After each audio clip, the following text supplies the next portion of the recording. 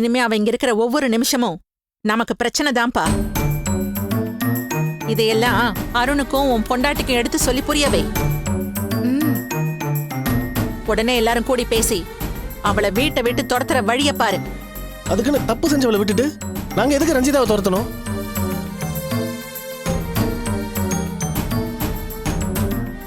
ரஞ்சிதாவை கொல்ல வந்தவன் யாருன்னு தெரியுமா? அவன் ஏன் அவளை கொல்ல பார்த்தான்னு தெரியுமா? என்ன நடந்துச்சுன்னு தெரியாம உன் இஷ்டத்துக்கு பேசிட்டு இருக்க.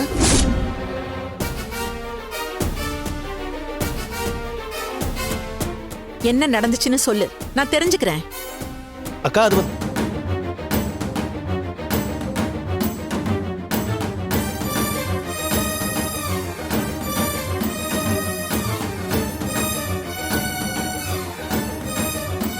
சித்ராவோட பிரச்சனை தெரிஞ்சிருச்சுன்னா அக்கா தாங்க மாட்டாங்களே. அருணும் ரஞ்சிதாவும் வேற இதை பத்தி பேசக்கூடாதுன்னு சொல்லியிருக்காங்க. இப்போ அவங்க வார்த்தையை மீறி ஏதாவது பேசினா தப்பாயிடும். டேய் சுந்தர், நடந்ததை சொல்றேன்னு சொல்லிட்டு என்னடா யோசிச்சுட்டு இருக்க? அக்கா நான் என்ன சொன்னாலும் நீ புரிஞ்சுக்க போறதில்ல. ரஞ்சிதா விஷயத்துல மட்டும் நீ நியாயத்தை பார்க்க மறந்துட்டக்கா. உங்ககிட்ட பேச எந்த பிரயோஜனமும் இல்லை. ஆனா மாமா சீக்கிரமா முழுசா குணமாயிடுவார். நடந்த விஷயத்தெல்லாம் நம்ம அவர்கிட்ட சொல்லுவோம். அவர் நியாயமா தான் நடந்து பாருன்னு நான் நம்புறேன். ரஞ்சிதா இங்க இருக்கணுமா வேணாமாங்கிறத அவர் முடிவு பண்ணட்டும். அவர் என்ன முடிவு எடுத்தாலும் அதை நாங்க ஏத்துக்கிறோம்.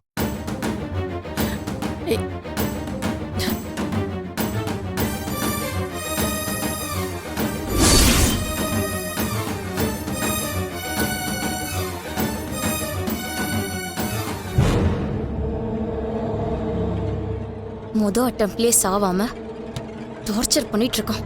என்னைக்காச்சும் தனியா மாட்டுவ, மூச்சை நிறுத்திடலான்னு பார்த்தா யாராச்சும் ஒருத்தர் கூடவே இருந்து தடுத்துடுறாங்க. அதுக்காக உன் வாய்ஸ் கெட்டின்னு நினைக்காத. என் வேட்டையை உன்கிட்ட இருந்து தான் ஆரம்பிச்சேன். உன்னை மொத்தமா முடிக்காம விட மாட்டேன்.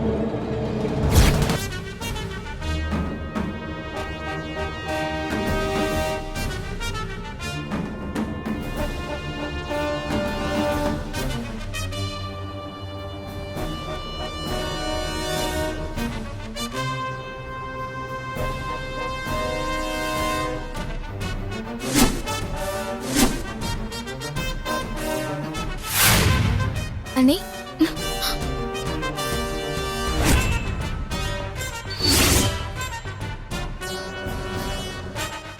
என்னாச்சு அண்ணி? அப்பாவே பார்த்துட்டு இருக்கீங்க? மாமாவை பார்த்தா ரொம்ப பாவமா இருக்கு சித்ரா. எனக்கு அழகழகையா வருது. வீட்டுக்கு வந்து நம்ம எல்லாரையும் பார்த்தா மாமாக்கு சரியாயிடும்ன்ற நம்பிக்கையில தானே நம்ம கூட்டிட்டு வந்தோம். ஆனா நம்ம நினைச்ச மாதிரி எதுவும் நடக்கலையே. திடீர்னு மாமாக்கு நினைவு வருது போகுது. ஆனா நம்ம சந்தோஷப்படுற மாதிரி பெருசா எந்த டெவலப்மெண்ட்டும் இல்லையே. இன்னும் எவ்வளவு நாளைக்கு மாமாவை இப்படியே பாக்குறது? ரொம்ப கஷ்டமா இருக்கு சித்ரா. அம்மாவும் டாக்டர் கிட்ட எதை சொல்லிதான் வருத்தப்பட்டாங்க அண்ணி. ஆனா டாக்டர் இந்த வாட்டி ரொம்ப பாசிட்டிவா சொன்னாரு. அதை கேட்டதும் தான் எனக்கும் அம்மாவுக்கும் ரொம்ப நிம்மதியா இருந்துச்சு. டாக்டர் அப்படி என்ன சொன்னாரு? அப்பாக்கு அப்பப்போ ஞாபகம் வந்து போனதை சொன்னோம். அப்புறம் டாக்டர் செக் பண்ணி பார்த்தாரு. அப்பாக்கு 20% ரெக்கவர் ஆயிடுச்சாம். அவரோட கண்டிஷனுக்கு இன்னும் நல்லா இம்ப்ரூவ்மெண்ட் ஆயிடுச்சுன்னு சொன்னாரு. அவர்கிட்ட எல்லாரும் மாறி மாறி பேச்சு கொடுத்துட்டே இருங்க, தொடர்ந்து மெடிசனும் கொடுங்கன்னு சொன்னாரு. இதே மாதிரி கேர் எடுத்துக்கிட்டா நம்ம எதிர்பார்க்கறத விட வேகமா அப்பா ரெக்கவர் ஆயிடுவாருன்னு டாக்டர் ரொம்ப நம்பிக்கையாவே சொன்னாரு. கேட்கவே ரொம்ப சந்தோஷமா இருக்கு சித்ரா. ஆனா நம்ம ஆசைப்படுற மாதிரி மாமா சீக்கிரம் ரெக்கவர் ஆகணும்னா நம்ம இன்னொன்னு செய்யணும். மாமாக்கு ஷாக் ட்ரீட்மெண்ட் கொடுக்கணும். ஷாக் ட்ரீட்மெண்டா? எப்படி அண்ணி? தலையில அடிபட்டிருக்கதை தாண்டி கீழே விழுந்த அதிர்ச்சியில தான் மாமா இப்படி இருக்காரு. திரும்ப அவருக்கு அதிர்ச்சி கொடுக்குற மாதிரி நம்ம ஏதாவது செஞ்சா அவருக்கு இருக்கிற மென்டல் பிளாக் உடைய சான்ஸ் இருக்குன்னு டாக்டர் என்கிட்ட முன்னாடி சொல்லியிருக்காரு சித்ரா. நம்ம ஏன் அதை ட்ரை பண்ணி பார்க்க கூடாது? நல்ல ஐடியா தான் அண்ணி. ஆனா அதை எப்படி செய்யறதுன்னு நமக்கு தெரியாதே. எனக்கு மெடிக்கல் ஃபீல்ட்ல சில ஃப்ரெண்ட்ஸ் இருக்காங்க, நான் விசாரிச்சு பார்க்கறேன். சரி அண்ணி. சித்ரா,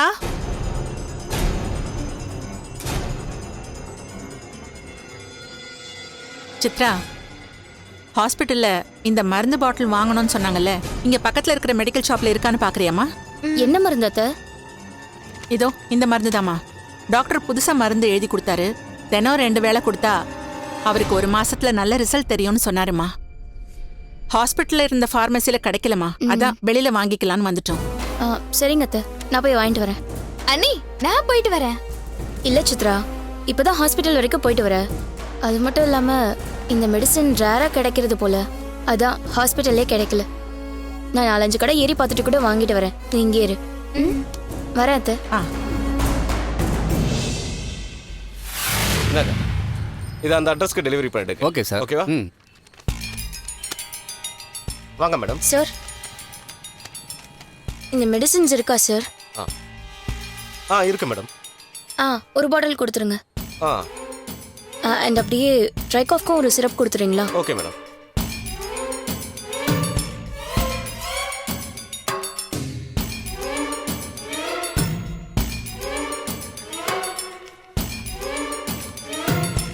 எவ்வளோ ஆச்சு? சொல்றேன் மேடம்.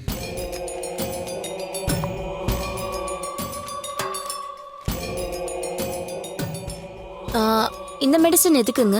நரம்பு பலவீனத்தை சரி பண்றதுக்காக கொடுக்குற மருந்து மேடம் இது. நரம்பு மண்டலத்தை கொஞ்சம் இம்ப்ரூவ் பண்ண மேடம் இது. 1 மினிட் மேடம், பில் ரெடி பண்ணிடுறேன். சரி சரி.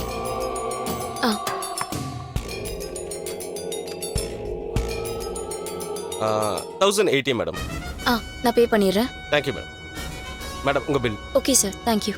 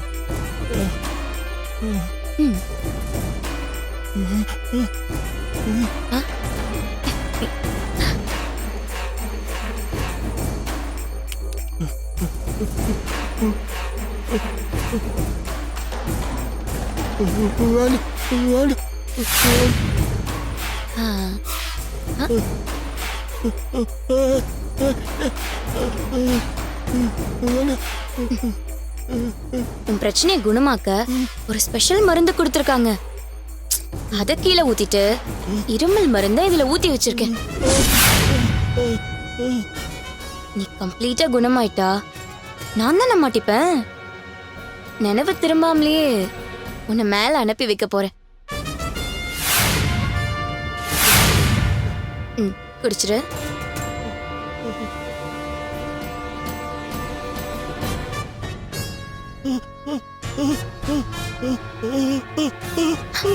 கல்பனா, மாமா குடிங்க மாமா, அடம் பிடிக்காதீங்க, குடிங்க. புது மருந்து எழுதி கொடுத்துருக்காங்க. ஏன் இப்படி பண்றீங்க? குடிங்க. என்னம்மா சொல்றாரு உன் மாமா? மருந்து வேணான்னு சொல்றாரு அத்தை. ஏங்க, எந்த மருந்தா இருந்தாலும் நீங்க குடிச்சிருவீங்க. இப்ப ஏங்க வேணான்றீங்க?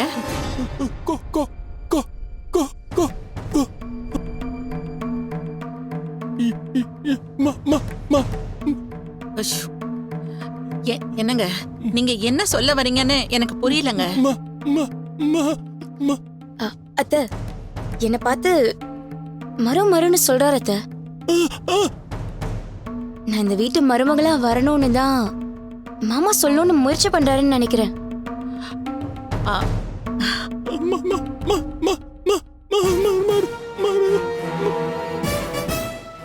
நினைவு திரும்புறப்பெல்லாம் இவர் உங்க கல்யாணத்தை பத்தி பேசதாம முயற்சி பண்ணிட்டு இருக்காரு. ம். அதுவும் ஒன்ன பார்க்கும் போதெல்லாம் அவரால தான் கல்யாணம் நின்னுடுச்சுன்னு அவர் மனசுக்கு உறுத்தலா இருக்கு போல இருக்கு. உனக்கும் அருணுக்கும் கல்யாணம் பண்ணி 2 பேரையுமே மாலையும் கழுத்துமா இவர் முன்னால நிக்க வச்சாதான் இவர் மனசு சமாதானம் ஆகுமா? அது எப்ப நடக்க போகுதுன்னு தான் தெரியல.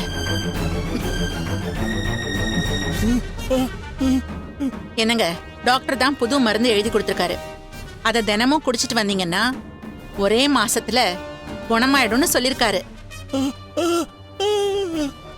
அதனாலதான் அத கல்பனா குடுக்கறா. ஒழுங்கா அந்த மருந்த குடிங்க.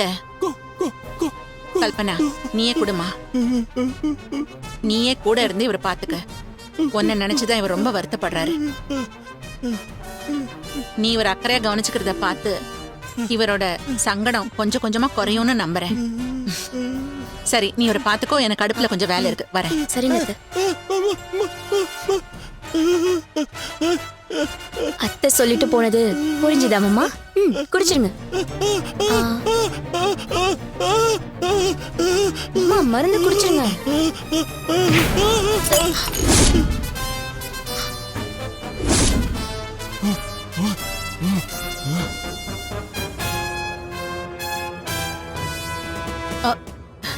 என்னம்மா?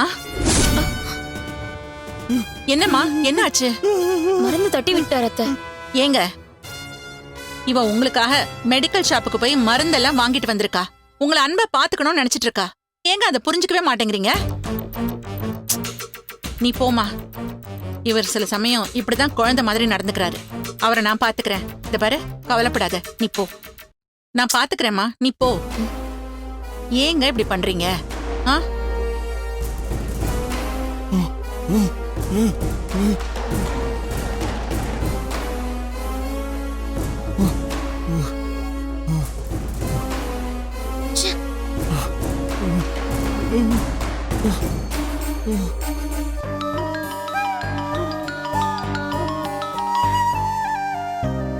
ஹலோ, சொல்லுக்கா. நீயும் அந்த வீடியோ பாத்தியா? ஊரே பாக்குது. ஏன் கண்ணுல மாட்டாதாடி? அந்த ரவுடி உன்னை கொலை வெறியோட துரத்துறது பார்த்தப்ப என் மூச்சே நின்னு போச்சு ரஞ்சிதா. அவன் கையில மட்டும் நீ மாட்டி இருந்தா, ஐயோ, என் மனசெல்லாம் எப்படி பதறது தெரியுமா? அக்கா, அழாதக்கா. எனக்கு தான் எதுவும் ஆகலையே. நான் தான் அங்கிருந்து தப்பிச்சிட்டேன்ல. இருந்தாலும் என்னால சமாதானமாக முடியலடி. எவ்வளவு ஒருத்திக்காக நீயா வலைய போய் பிரச்சனையிலேயே மாட்டிக்கிற. உன் மேலதாண்டி எனக்கு கோவமா இருக்கு. சித்ரா ஒன்னும் எவ்வளவு ஒருத்தி இல்லக்கா, என்னோட நாத்தனாரு. அதான் அவ உன்னை அண்ணியாவே ஏத்துக்கலையேடி. அவளும் வித்யாவோட சேர்ந்து உன்னை நோகடிக்கிறதா நீ பல தடவை என்கிட்ட வந்து வருத்தப்பட்டிருக்க. அப்புறம் எதுக்கடி அவ விஷயத்துல தலையிடுற? அவ என்னமோ பண்ணிட்டு போறான்னு விட வேண்டியது தானே. நம்மள வெறுக்கிறவங்க கிட்ட இருந்தெல்லாம் விலகி நிக்கிறது தாண்டி மரியாதை. என்னால அப்படியெல்லாம் செய்ய முடியாதுக்கா. நான் இந்த வீட்டோட மருமக. யார் ஏத்துக்கிட்டாலும் இல்லனாலும் என் கடமைய நான் செஞ்சுதானக்கா ஆகணும். என் நாத்தனார் ஒரு தப்பான ஆள்கிட்ட மாட்டிட்டு இருக்கா. அவளை எப்படி இதுல இருந்து மீட்கணும்னு தான் நான் யோசிக்கணுமே தவிர அவ எக்கேடோ கெட்டு போட்டோன்னு எல்லாம் என்னாலலாம் யோசிக்க முடியாதுக்கா. ஆனா உன் நல்ல மனசு அவ புரிஞ்சுக்கலையேடி. சுதாவுக்காக நீ பேசியிருந்தா நான் உன்னை எதுவுமே கேட்டிருக்க மாட்டேன். உன்னை மதிக்காத ஒருத்திக்காக நீ ஏண்டி உன் உயிரை பணைய வைக்கணும்? உனக்கு ஏதாவது ஒண்ணு ஆயிருந்தா நான் என்னடி பண்ணிருப்பேன்? அக்கா, ப்ளீஸ்கா, அழாதக்கா. இங்க பாருக்கா, எனக்கு பிடிச்சவங்க கிட்ட ஒரு மாதிரியும் பிடிக்காதவங்க கிட்ட ஒரு மாதிரியும் என்னால இருக்க முடியாதுக்கா. எல்லார்கிட்டயும் ஒரே அன்போட இருக்கணும்னு தானே நீயும் அம்மாவும் எனக்கு சொல்லி கொடுத்திருக்கீங்க. இந்த பிரச்சனை சித்ரா, சுதா, வித்யா அண்ணின்னு யாருக்கு வந்திருந்தாலுமே நான் அப்ப கூட இதத்தாங்கா செஞ்சிருப்பேன். பெருந்தன்மையோடு நடந்துக்கிறது நல்ல விஷயம் தான் ரஞ்சிதா. அதே சமயத்துல அக்கறை எடுத்துக்கிறோங்கிற பேர்ல ஆபத்தை விலைக்கு வாங்கிடக்கூடாது. உனக்கு நடந்ததை நினைச்சா எனக்கு இப்ப கூட பதட்டமாவே இருக்கு. ஏதோ நம்ம பெத்தவங்க செஞ்ச புண்ணியம். அந்த ஓட்டம் ஓடி உன் உயிரை காப்பாத்திக்கிட்ட. அம்மா நீ இவ்ளோ வேகமா ஓடி வந்ததால குழந்தைக்கெல்லாம் எந்த ஆபத்தும் இல்லையே. டாக்டர் கிட்ட போய் செக் பண்ணி பாத்தியா? டாக்டர் என்ன சொன்னாங்க? ஆ, அது அது ஒன்றும் பிரச்சனை இல்லைன்னு சொல்லிட்டாங்கக்கா. அப்பா, வயித்துல இருக்கிற குழந்தைய நினைச்சதும் நான் ரொம்ப டென்ஷன் ஆயிட்டேன் ரஞ்சிதா. இப்ப நீ சொன்னதை கேட்டுதா ஓரளவுக்கு நிம்மதியா ஆச்சு. சரி, நீ இப்ப எங்க இருக்க? நான் வீட்ல தான்க்கா. அம்மா ஏன் கேக்குற? மனசு ஒரு மாதிரியா இருக்குடி. உன்னை பார்த்தா நல்லா இருக்கும்னு தோணுது. உன்னால இப்போ எங்கேயாவது வர முடியுமா ரஞ்சிதா? என்னக்கா நீ இப்படியெல்லாம் கேக்குற? உன்னை பார்க்கணும் வாடின்னு சொன்னா நான் வரப்போறேன். சரி, நம்ம எங்க மீட் பண்ணலாம்னு சொல்லு. ஏய், எனக்கு எதுவும் தோணல, நீயே சொல்ல. எனக்குமே இப்ப எதுவுமே தோணலக்கா. சரி, நீ ஒண்ணு பண்ணு. நீ வீட்டு விட்டு கிளம்பும்போது எனக்கு ஃபோன் பண்ணு, நான் உனக்கு சொல்றேன். ம், சரி, வச்சிடுறேன். சரிக்கா. ரஞ்சிதா, ஆ? என்ன ஆபீஸ் கிளம்பல? இன்னும் கொஞ்ச நேரத்துல கேப் வந்துருமே. அருண், அக்கா என்ன வந்து பார்க்கணும்னு சொன்னா நான் அவளை போய் பார்த்துட்டு அப்படியே ஆபீஸ் வந்துடுறேன். அப்படியா? சரி, ஓகே. இந்தா, இதுல என்ன இருக்கு? இதுல மாஸ்க் இருக்கு. நீ வெளியே போகும்போது போட்டு தான் போகணும், சரியா? அருண், அந்த ரவுடியை தான் போலீஸ் அரெஸ்ட் பண்ணிட்டாங்கல்ல, அப்புறம் எதுக்கு அருண் இதெல்லாம்? ஆமா, ஆனா அந்த ரவி தான் இன்னும் வெளியே இருக்கான்ல. அவன் வேற யார மூலமாவது அட்டாக் பண்ண மாட்டான்னு என்ன நிச்சயம்? இங்க பாரு, எங்க போனாலும் உன் முகத்தை காட்டிக்காம இருக்கிறது தான் உனக்கு சேஃப். அப்படி இல்ல அருண், அது இல்ல ரஞ்சிதா, ப்ளீஸ். உன் விஷயத்துல நான் இனிமே எந்த ரிஸ்க்கும் எடுக்க விரும்பல. எப்போ என்ன நடக்குமோன்னு என்னால பயந்துட்டே இருக்க முடியாது ரஞ்சிதா. இங்க பாரு, தயவு செஞ்சு நான் சொல்றத புரிஞ்சுக்கோ. இதை எப்பவுமே போட்டே போ, சரியா? சரி, நான் ஆபீஸ் கிளம்புறேன். நீ கோமதியை பார்த்துட்டு கிளம்பும் போது எனக்கு ஃபோன் பண்ணு. அப்புறம் பார்த்து பத்திரமா போயிட்டு வானே.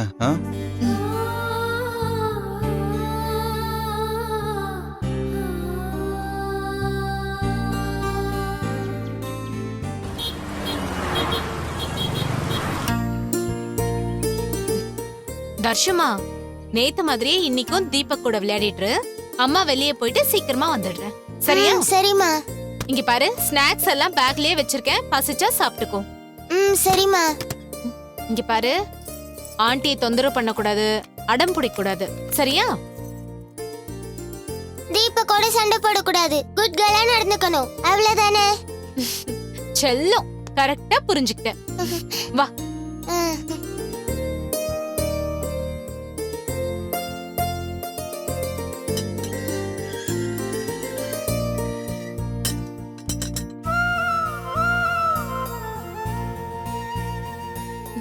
கோமதி, வாங்கக்கா, உங்களை பார்க்கலான்னு தான் வந்தேன். என்ன விஷயமா? இன்னைக்கும் அவசரமா நான் கொஞ்சம் வெளியே போக வேண்டியிருக்கு. அதான் தர்ஷினி உங்க வீட்டை விட்டுட்டு போலான்னு பார்த்தேன். நான் பாத்துக்கிறேம்மா, நீ போயிட்டு வா. திரும்ப திரும்ப தொந்தரவு பண்றேன்னு தப்பா நினைக்காதீங்க. ஒரு முக்கியமான விஷயமா போறேன். இவளை அங்க கூட்டிட்டு போக முடியாது, அதான். புரியுதுமா, அவ பாட்டுக்கு விளையாடிட்டு இருக்க போறா. இவளால எனக்கு எந்த பிரச்சனையும் இல்ல. தீபக்கும் இவ கூட விளையாடினா சந்தோஷமா இருப்பான். தேங்க்ஸ்க்கா. இதுல என்னமா இருக்கு? பக்கத்துல இருந்துகிட்டு சின்ன சின்ன உதவி கூட செய்யலனா எப்படிமா?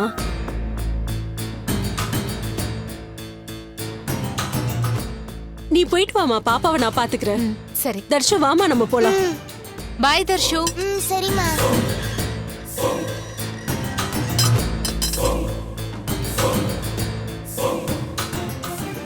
இன்னைக்கும் பாப்பாவை பக்கத்து வீட்டில் விட்டு இவ்வளோ அவசரமா இவ எங்க கிளம்பி போறா? இன்னைக்கு ஃபாலோ பண்ணி இவ எங்க போறான்னு கண்டுபிடிச்சே தீரணும். அந்த சவாரியை டிராப் பண்ணிட்டு வந்துட்டேண்ணா. கரெக்டாக பேமெண்ட் கொடுத்துட்டாங்கண்ணா. அண்ணா, கொஞ்சம் பக்கத்துல சரி, போனா உட்காருங்கம்மா. நான் சவாரி போயிட்டு வந்துடுறேன்.